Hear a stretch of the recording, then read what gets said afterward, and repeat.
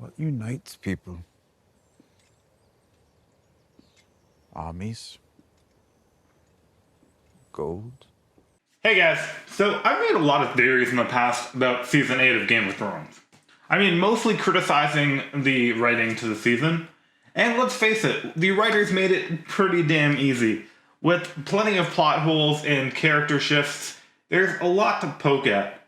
But it's a lot easier to criticize than to create a masterpiece yourself. So, just to prove how good I am and to prove my own artistry, I'm going to answer the question, who really should have won the Game of Thrones?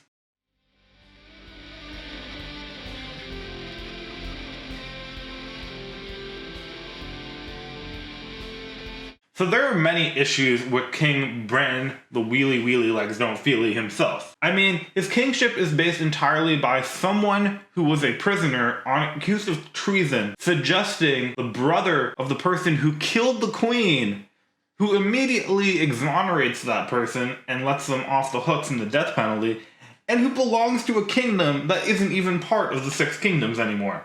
Not only that, he's there because of a story about his venture into the North that most people don't really believe of the supernatural things that exist in the North, and his ability to be a three-eyed raven, someone that no one even knows what that means. I became the three-eyed raven. Oh. I don't know what that means.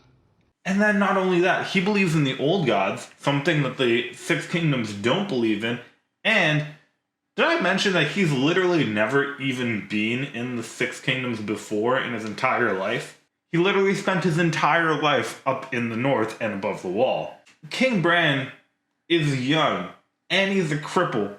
Back in the times of Westeros, and in the way that they choose their nobility and their leadership, they don't tend to gravitate towards people in wheelchairs. They tend to gravitate towards successful warriors. Add to that the fact that the Northern Army has mostly been defeated and is vastly outnumbered by the Southern armies at this point in time.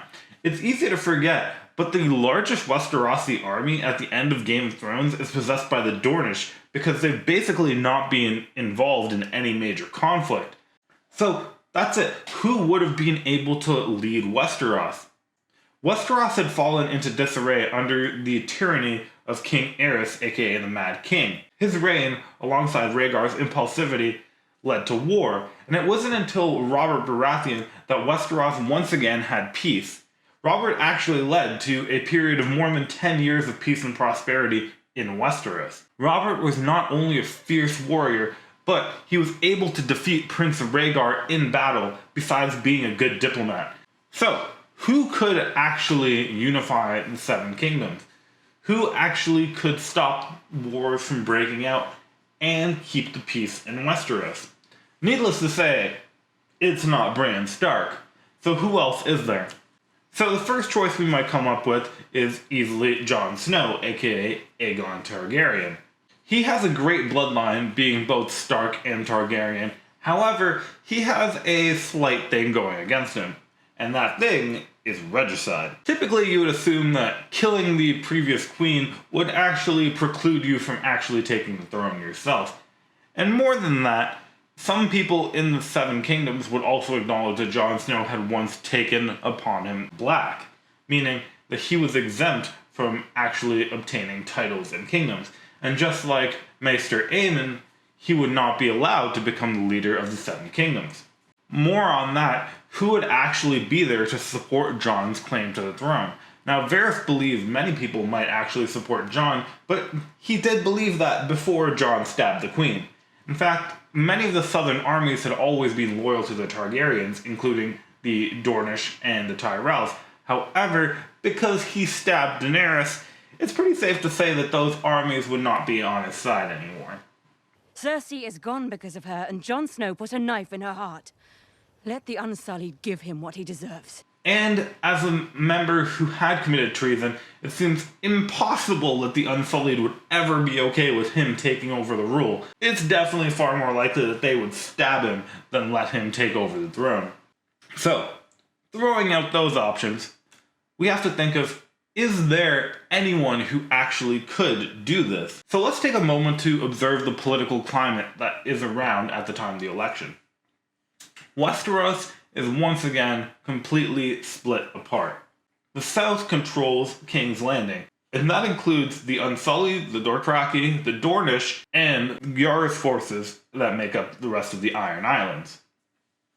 On the other hand, we have the northern armies that have marched down to King's Landing in order to secure the release of Jon. That includes the North, the Riverlands, and the Vale of Arryn.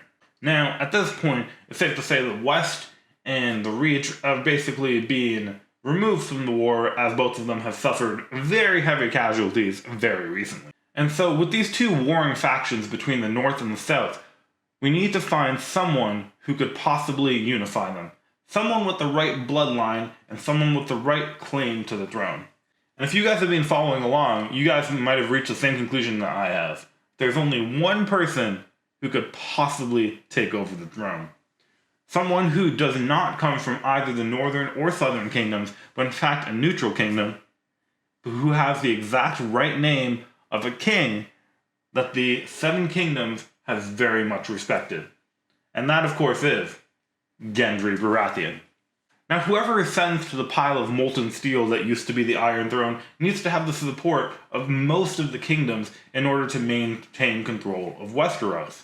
And that's why Gendry is the ideal choice for king. Foreshadowed as early as Season 3, Gendry has king's blood. Blood that Melisandre believed was powerful enough to cause the deaths of Robb Stark, Joffrey Baratheon, and possibly even Balon Greyjoy. Gendry's right to rule and right to inherit power from his father was given to him directly by Daenerys herself. That can't be, I'm a bastard. No. You are Lord Gendry Baratheon of Storm's End, the lawful son of Robert Baratheon, because that is what I have made you. And so the Unsullied and the Dothraki would know that Daenerys actually believed in and approved of the successor. And famously, Gendry is supposed to look like a younger version of Robert himself. Therefore, a lot of people seeing him would associate him with the mantle of king. Gendry, being the rightful heir to the Stormlands after being naturalized by Daenerys Targaryen, would be from a neutral party, a party that the North believed in and supported, as well as a party that the South believed in and supported, therefore unifying both of those systems. Not only that, but he possesses the correct name, a name that the people of King's Landing supported, and he is someone who actually grew up and spent his entire life in King's Landing, not as royalty, but amongst the people. And this serves a second purpose in solving the problem Daenerys was actually trying to solve, breaking the wheel.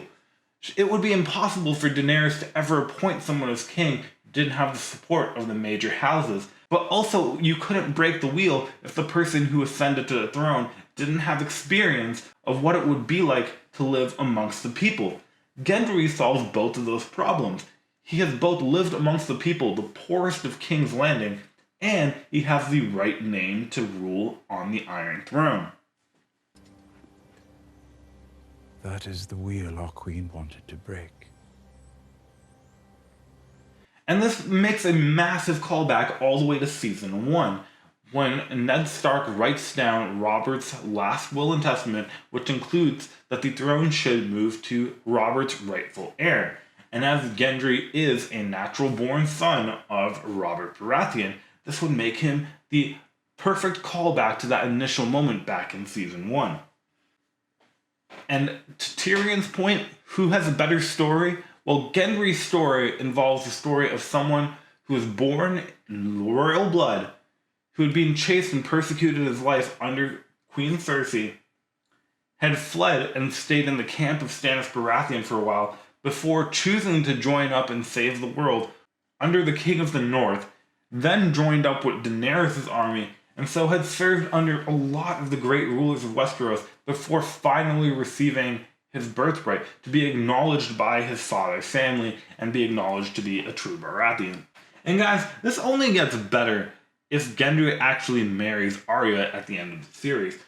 Not only does this make a massive callback to the first ever episode of Game of Thrones when Robert attempts to marry the North and South by combining their houses, it calls back that Robert's natural son would actually marry Ned's natural daughter.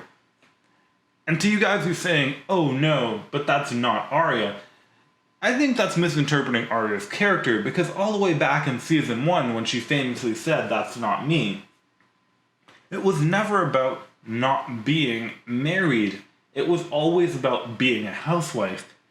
In fact, being a warrior queen is something that Arya, in fact, would look up to a lot. Rhaenys rode Meraxus. Visenya rode Vhagar. I'm sure I knew that when I was a boy. Visenya Targaryen was a great warrior. She had a Valyrian steel sword she called Dark Sister. She's a heroine of yours, I take it. And so, Gendry and Arya would be the ideal couple to hold together the entirety of the Seven Kingdoms. So guys, what do you think? Was I wrong, or should Gendry be the one and only true king of Westeros? Let me know in the comments below, and I'll see you guys in the next video. Bye.